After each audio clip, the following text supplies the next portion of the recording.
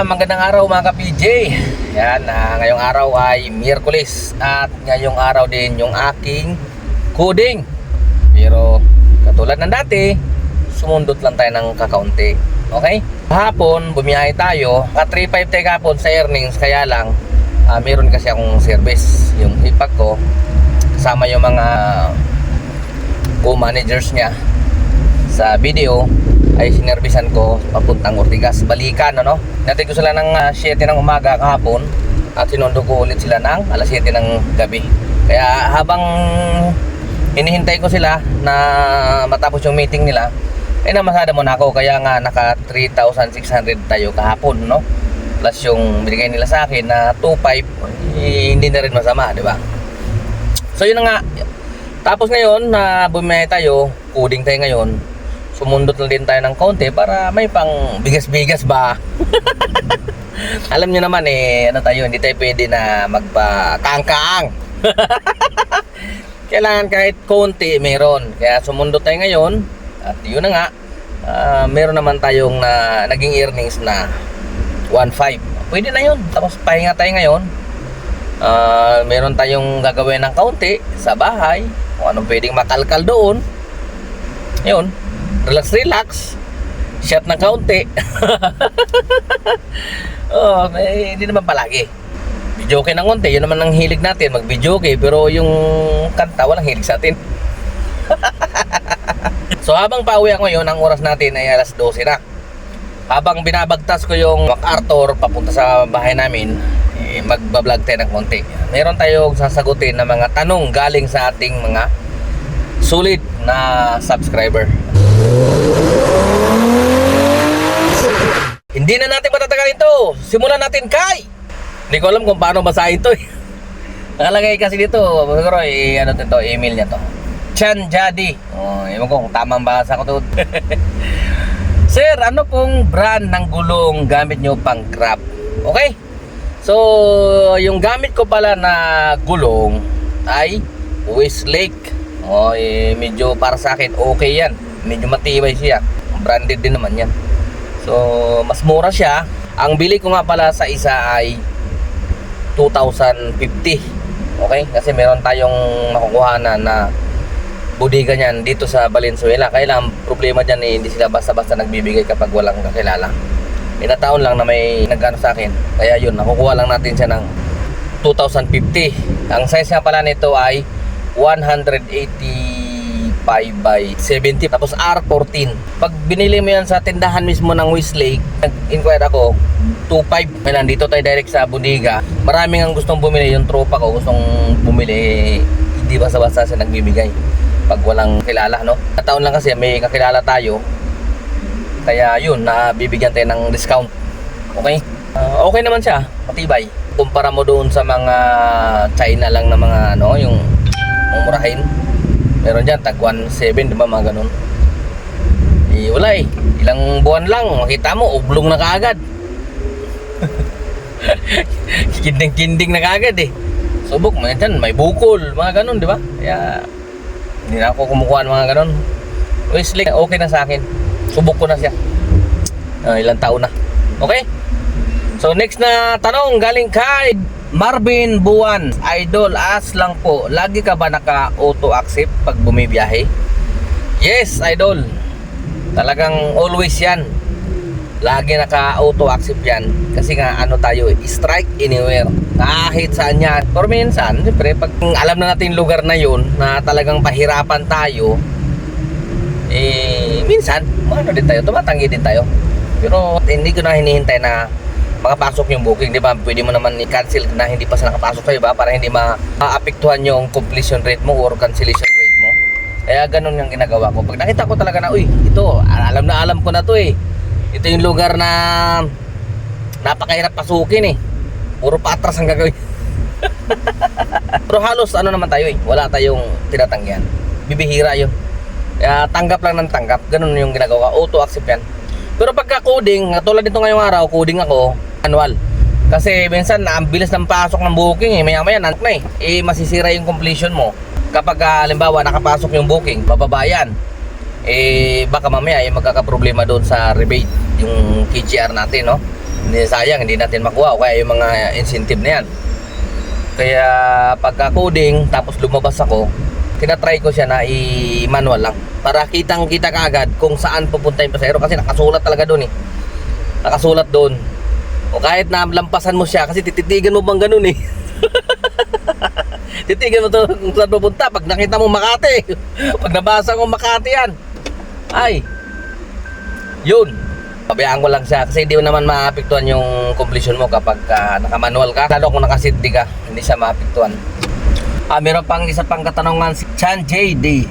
Sir, ano pong location ng friend nyo? Magpalinis din po ako ng aircon, BIOS. Mag 2 years na rin. Pinanggagrab ko rin. Mahina na rin aircon. Salamat po. So dito ipa-plus ko sa screen yung kanyang cellphone number at saka yung FB niya ni Unad, no? Ipa-plus ko dito sa screen para makita nyo kung sino yung gusto. Valenzuela area po ito, Valenzuela sa may Malinta. Okay, malapit dito sa Malinta, Jollibee. Valenzuela, okay? Next na tanong tayo. Galing kay Eugene Alcala. Sir, mas marami po bang pasahero sa madaling araw o gabi? Sa akin, mas marami ang pasahero sa gabi. Yung mga alas 7 ng gabi, alas 6 ng gabi, diba? Ganon. Kasi mga yun, mga pauwi pa lang yan, mga yan eh. Galing sa trabaho ng iba dyan eh. Mas marami dyan. Yung problema nga lang, sobra ang traffic. Kaya ang hirap. Minsan, pick up pa lang na ang layo, diba? Maabot ng 18 minutes, 20 minutes, pick up pa lang yun. Tapos ang presyo ng pamasahe, 120. Tapos minsan, layo, diba? Ay pag ganong oras, alas 7 ng gabi, nakakuha ka ng pasahero, papuntang Cavite. Ilang oras mo bibiyahin. Tapos pagbalik, pag ganong oras sa bandang Cavite, hirap na rin ang booking doon.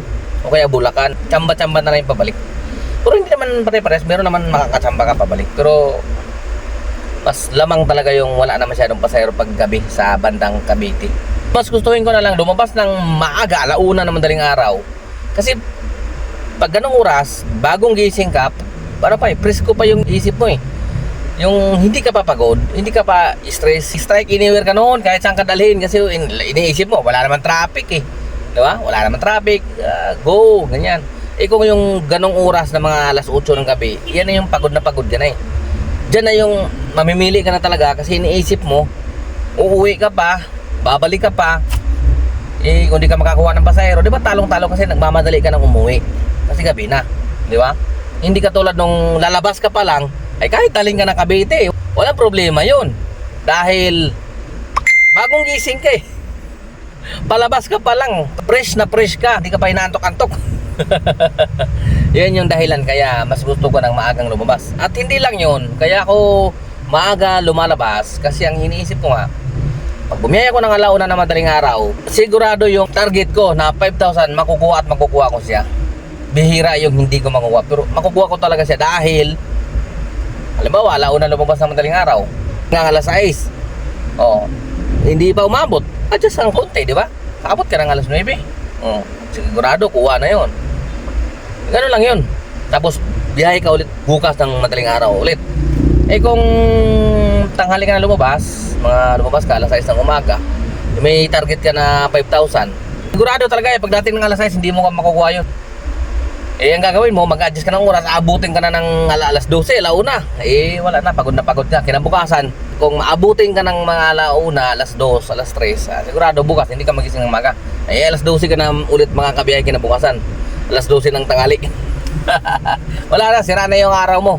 Parang binyahe mo na yung dalang araw na dapat isa lang yun. Next na tanong, galing kay Jacob Machineris. Yearly po ba kayo nagpapalinis ng aircon o sa base odometer reading? Para sa akin, hindi ako masyadong eksperto dyan. Pero ako kasi, kapag nararamdaman ko na, kasi ramdam naman natin yan kung malamig pa yung aircon natin, di ba? Naramdaman ko na mahina na, at saka doon sa pasahero mo, may magre-reklamo talaga yan. Kuya, mainit yung aircon. Kung ano yung ano nila, sinabi nila, totoo yun. Minsan kasi, may mga kapwa tayo nagagalit pag inaano ng pasahero, di ba?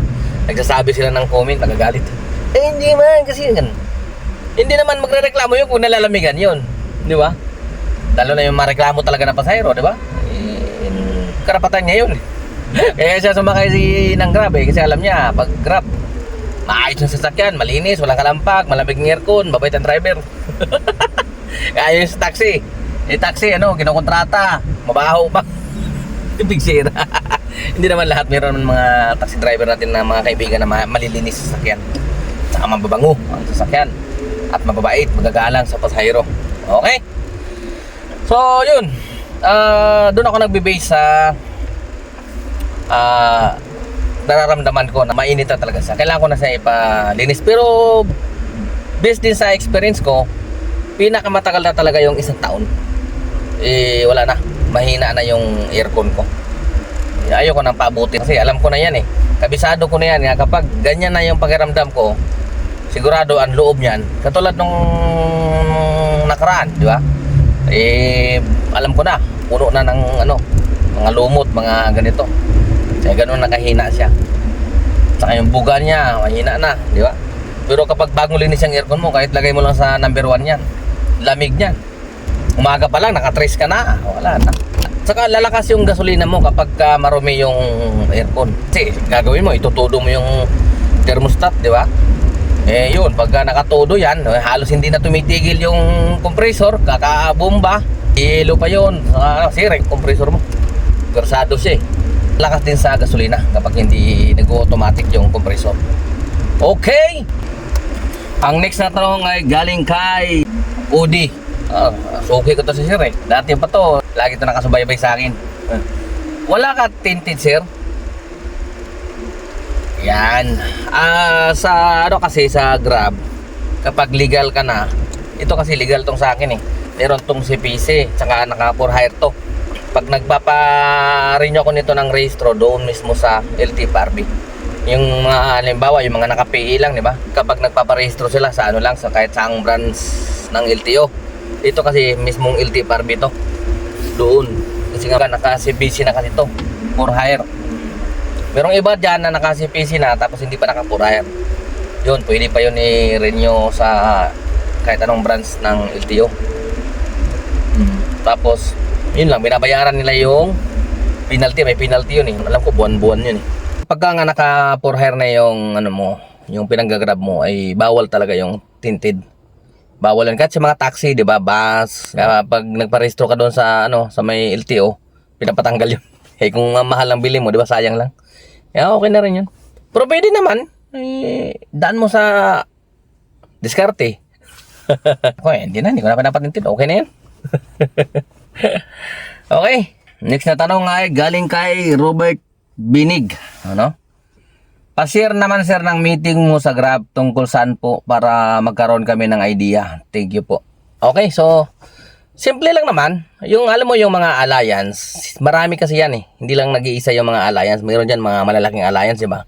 Alliance ni Grab yun. Buwan-buwan, nagpapatawag yan ng meeting.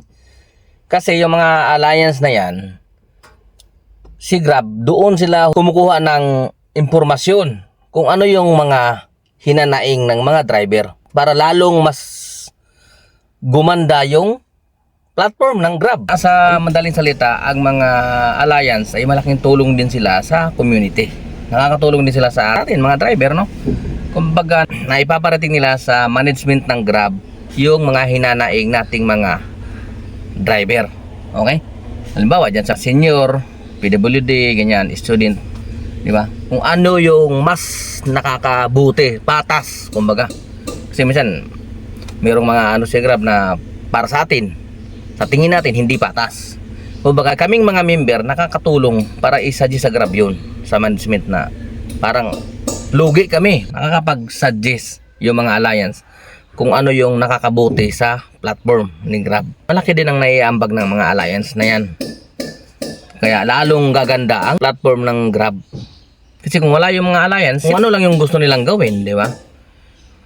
Hindi naman sa nagtayo ng alliance para kumontra sa kanila, kundi magbigay ng opinion, suggestion, kung ano ang mas nakakabuti para sa lahat. Ganun lang. Okay? So hanggang dito na lang muna, magpapaalam na muna ako kayo na muna bahala dyan sa mga pasahero, yung mga nagbibiyahe ngayon, ingat-ingat yung lahat.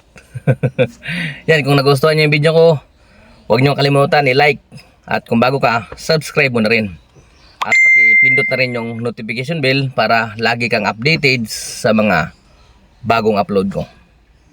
So mamaya, biyahe tayo ulit mamayang madaling araw para makarami. Kapidin nyo, temporary signing off. Adios.